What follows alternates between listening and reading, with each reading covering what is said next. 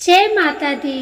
प्रेम से बोलिए संतोषी माता की जय। आज शुक्रवार के दिन आप सुनिए संतोषी माता की व्रत कथा एवं आरती।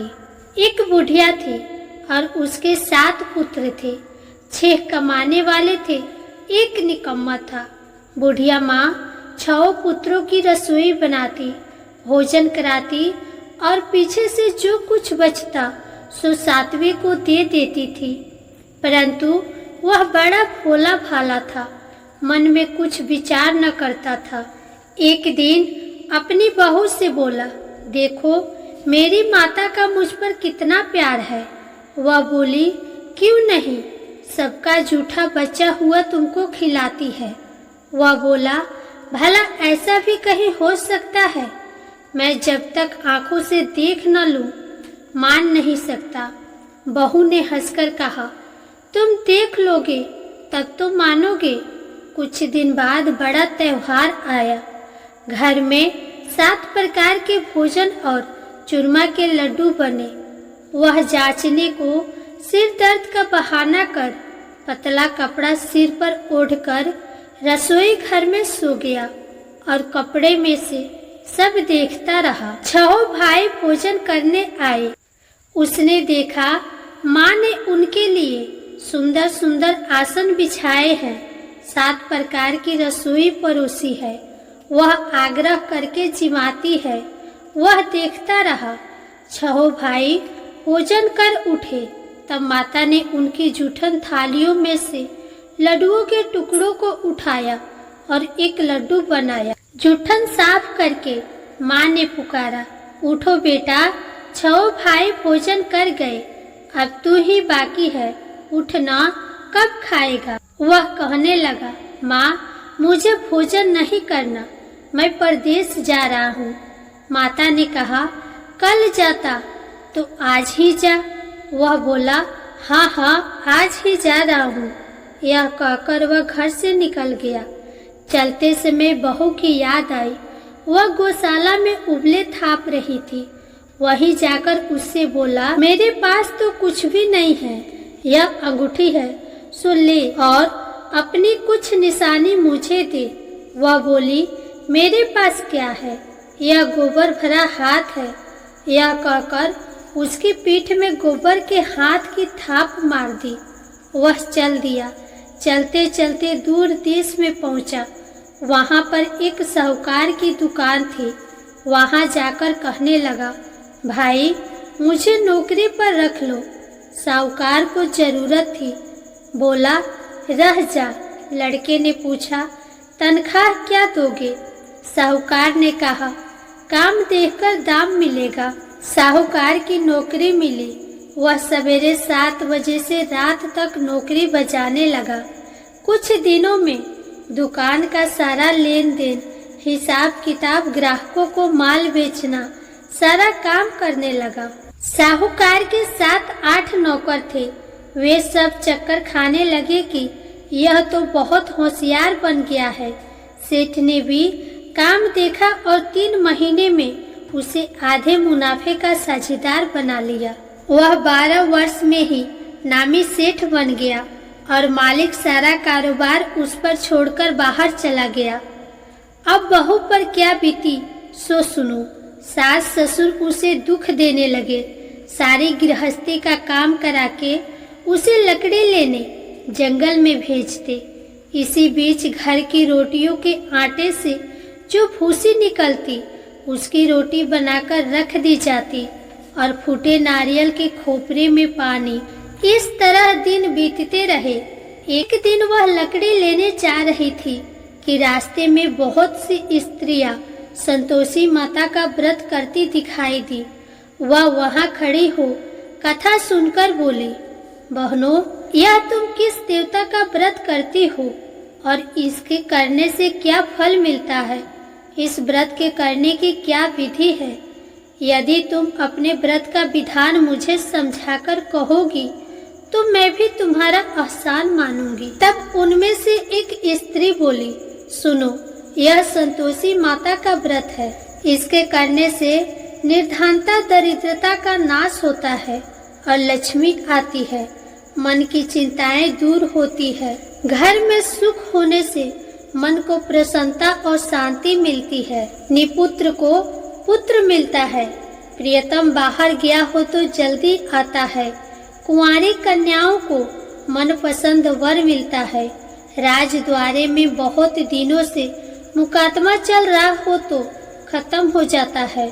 सब तरह से सुख शांति, घर में धन जमा होता है, पैसा जायदाद का लाभ होता है, रोग दूर हो जाता है और जो कुछ मन में कामना हो वे सब इस संतोषी माता की कृपा से पूरी हो जाता है। इसमें संदेह नहीं है।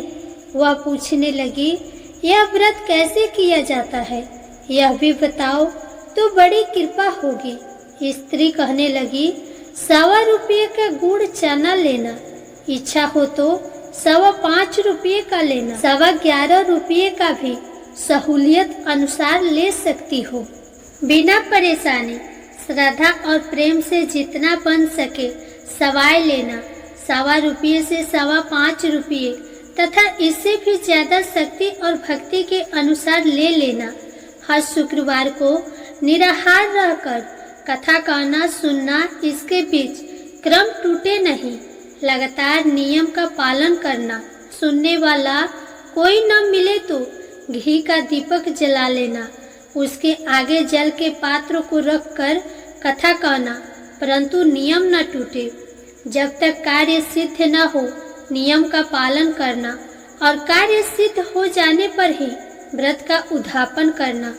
3 मास में माता फल पूरा करती है। यदि किसी के खोटे ग्रह हो तो माता 1 वर्ष में अवश्य कार्य को सिद्ध करती है। कार्य सिद्ध होने पर ही उद्यापन करना चाहिए, बीच में नहीं। उद्यापन में 2.5 सेर आटे का खाजा तथा इसी परिणाम से खीर तथा चने का साग करना। 8 लड़कों को भोजन कराना। जहाँ तक मिले देवर जेठ भाई बंधु कुटुंब के लड़के लेना। न मिले तो रिश्तेदारों और पड़ोसियों के लड़के बुलाना, उन्हें भोजन कराना। यथाशक्ति दक्षिणा दे माता का नियम पूरा करना। उस दिन घर में कोई खटाई न खा पावे, इस बात का ध्यान रखना। यह सुनकर बुढ़िया के लड़के की बहू चल दी। रास्ते में लकड़ी के बोझ को बेच दिया और उन पैसों से गुड़ चना ले माता के व्रत की तैयारी कर आगे चले और सामने मंदिर देख पूछने लगे, यह मंदिर किसका है? सब कहने लगे, संतोषी माता का मंदिर है। यह सुन माता के मंदिर में जा माता के चरणों में लौटने लगी। दिन होकर विनती करने लगी, माँ मैं निपट मूर्ख हूँ, व्रत के नियम कुछ नहीं जानती, मैं बहुत दुखी हूँ। हे माता जगजननी, मेरा दुख दूर कर, मैं तेरी शरण में हूँ। माता को दया आई। एक शुक्रवार बीता कि दूसरे शुक्रवार को ही उसके पति का पत्र आया और तीसरे को उसका भेजा हुआ पैसा भी आ पहुंचा। यह देख जेठानी मुंह सिकुड़ने लगी, इतने दिनों में पैसा आया, इसमें क्या बड़ाई है? लड़के ताने देने लगे। काकी के पास अब पत्र आने लगे, रुपया आने लगा। अब तो काकी की खातिर बढ़ेगी, अब तो काकी बुलाने से भी नहीं बोलेगी। बेचारी सरलता से कहती, भैया पत्र आवे रुपया आवे तो हम सबके लिए अच्छा है। ऐसा कहकर आंखों में आंसू भरकर संतोषी माता के मंदिर में आ मातेश्वरी के चरणों में गिरकर रोने लगी। माँ, मैंने तुमसे पैसा नहीं मांगा, मुझे पैसे से क्या काम है? मुझे तो अपने सुहाग से काम है। मैं तो अपने स्वामी के दर्शन और सेवा मांगती हूँ। तब माता ने प्रसन्न होकर कहा, जा बेटी, तेरा स्वामी आएगा। यह सुन खुशी से बावली हो घर में जाकर काम करने लगी। अब संतोषी माँ विचार करने लगी, इस भोली पुत्री से मैंने कह तो दिया तेरा पति आवेगा, पर आवेगा कहाँ से? वह तो स्वप्न में भी इसे याद नहीं करता, उसे याद दिलाने मुझे जाना पड़ेगा। इस तरह माता बुढ़िया के बेटे के पास जा स्वप्न में प्रकट होकर कहने लगी, साहूकार के बेटे सोता है या जागता है? वह बोला, माता सोता भी नहीं हूँ, जागता भी नहीं हूँ, बीच में ही हूँ, कहो क्या आज्ञा है? माँ कहने लगी, तेरा घर बार कुछ है या नहीं? वह बोला, मेरा सब कुछ है माता, माँ बाप भाई बहन बहू, क्या कमी है? माँ बोली, भोले पुत्र, तेरी स्त्री घोर कष्ट उठा रही है, माँ बाप उसे दुख दे रहे हैं, वह तेरे लिए तरस रही है, तू उसकी सुधि ले। वह बोला, हाँ माता, यह तो मुझे मालूम है, परंतु मैं जाऊं तो जाऊं कैसे? प्रदेश की बात है, लेन देन का कोई हिसाब नहीं हुआ, कोई जाने का रास्ता नजर नहीं आता, कैसे चला जाऊं?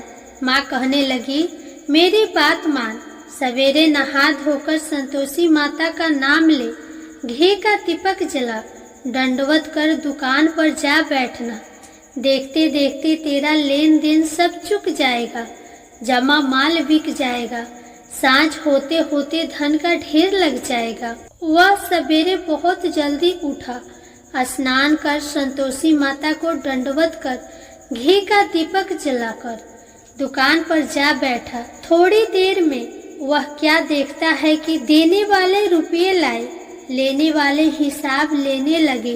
कोठे में भरे सामानों के खरीदार नगद दाम में सौदा करने लगे। शाम तक धन का ढेर लग गया। माता का चमत्कार देख प्रसन्न हो मन में माता का नाम लेकर घर ले जाने वास्ते गहना कपड़ा खरीदने लगा और वहाँ के काम से निपट वह घर को रवाना हुआ। इधर बहू बेचारी जंगल में लकड़ी लेने जाती है।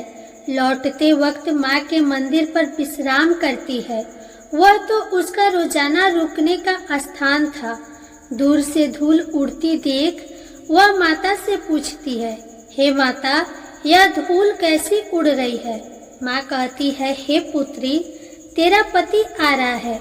अब तू ऐसा कर, लकड़ियों के 3 बोझ बना ले, एक नदी किनारे रख, दूसरे मेरे मंदिर पर और तीसरा अपने सिर पर रख। तेरे पति को लकड़ी का गट्ठा देखकर मोह पैदा होगा। वह वहाँ रुकेगा, नाश्ता पानी बना खाकर माँ से मिलने जाएगा।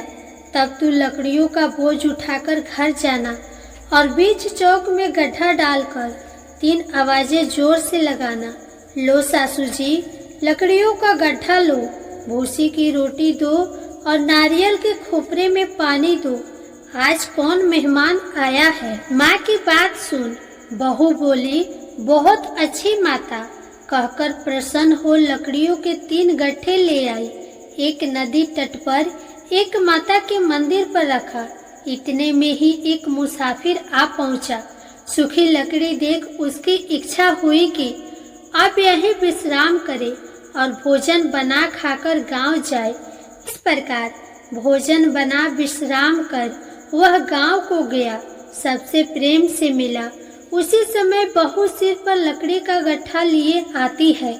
लकड़ी का भारी बोझ आंगन में डाल देती है और जोर से 3 आवाज देती है, लो सासू जी, लकड़ी का गट्ठा लो, भूसी की रोटी दो, नारियल के खोपरे में पानी दो। आज कौन मेहमान आया है? यह सुनकर सास बाहर आकर अपने दिए हुए कष्टों को भुलाते हुए कहती है, बहू ऐसा क्यों कहती है? तेरा मालिक ही तो आया है।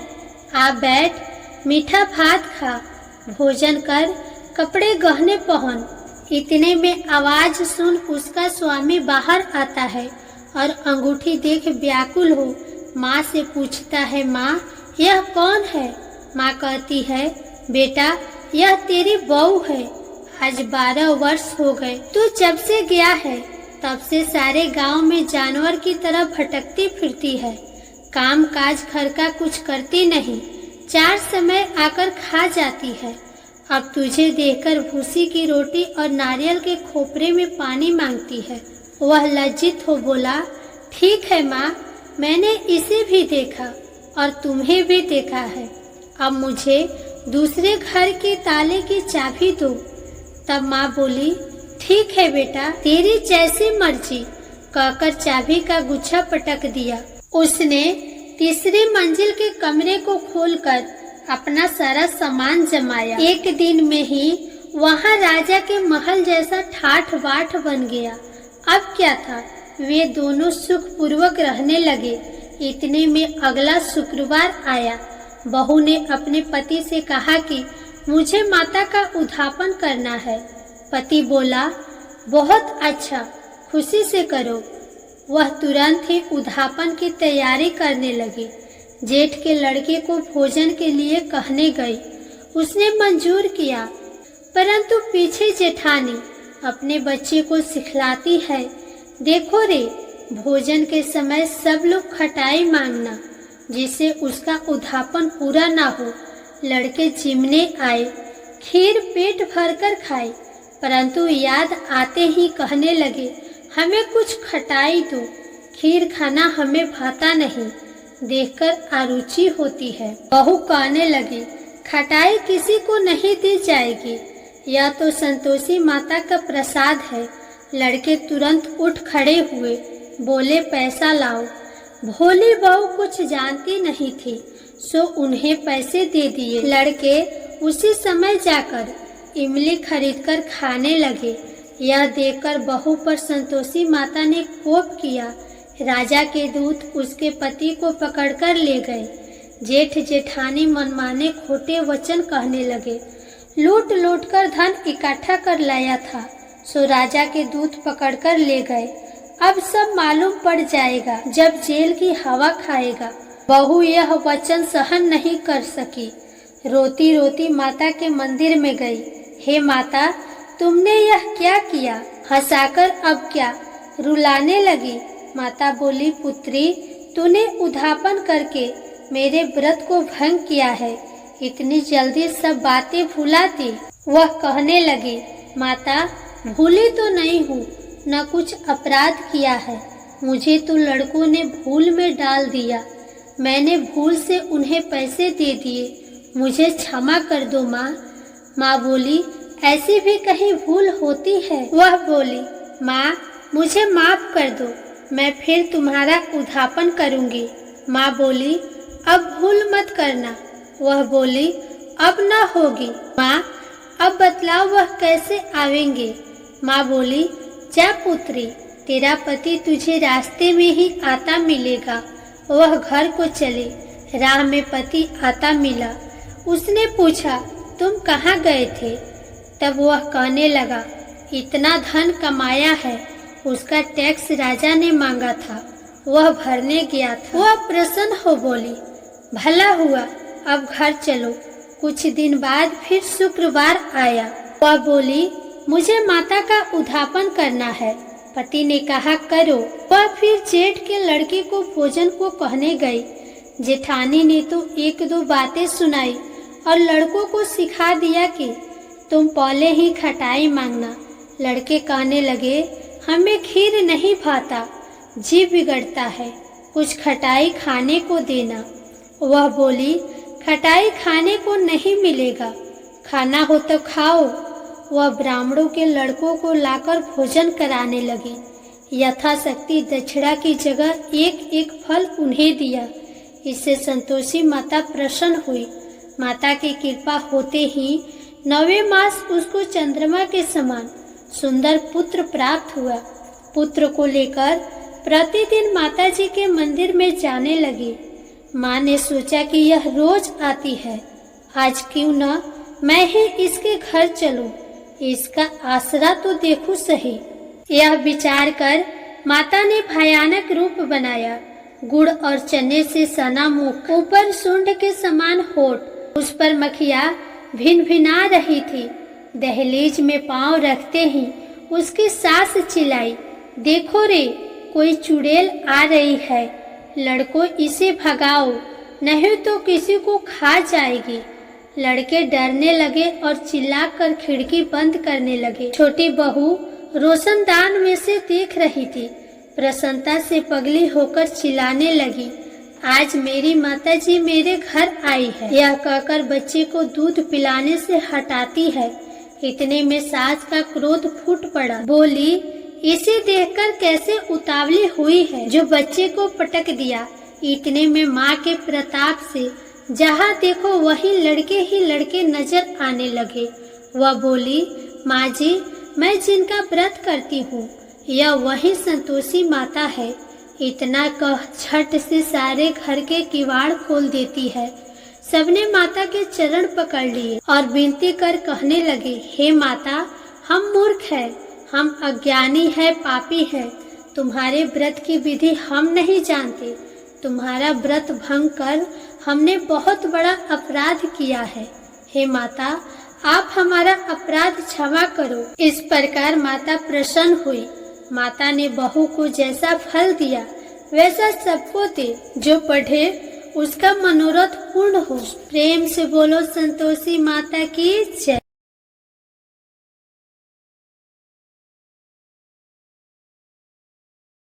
अब आप सुनिए संतोषी माता की आरती। जय संतोषी माता मैया, जय संतोषी माता, अपने सेवक जन की सुख संपत्ति दाता। जय संतोषी माता मैया, जय संतोषी माता, सुंदर चीर सुनहरी माँ धारण कीन्हो, हीरा पन्ना दम के तन श्रृंगार लीनो।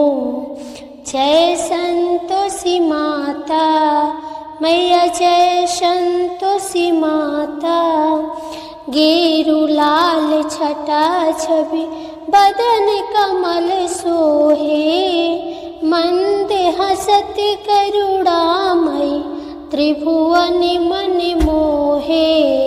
जय संतोषी माता मैया, जय संतोषी माता, स्वर्ण सिंहासन बैठी चवर ढोरे प्यारे, धूप दीप मधुमेवा भोग धरे न्यारे।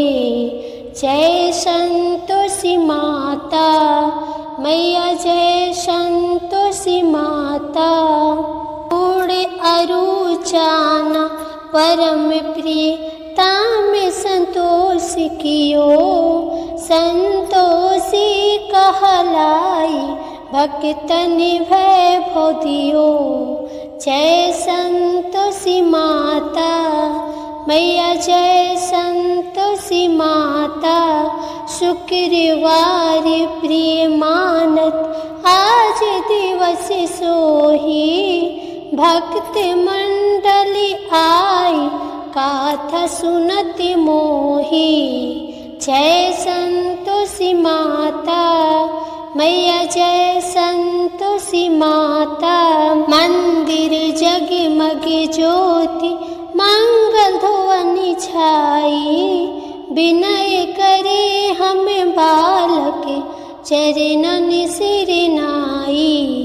जय संतोषी माता मैया, जय संतोषी माता, भक्ति भाव में पूजा अंग कीर्ति की जय, जो मन बसे हमारे इच्छा फल दीजय। जय संतोषी माता मैया, जय संतोषी माता, दुखी दरिद्री रोगी संकट मुक्त किए, बहुधन धान भरे घरे सुख सौभाग्य दिए। जय संतोषी माता मैया, जय संतोषी माता, ध्यान धरो जो नर तीरो, मन वांछित फल पायो, पूजा कथा श्रवण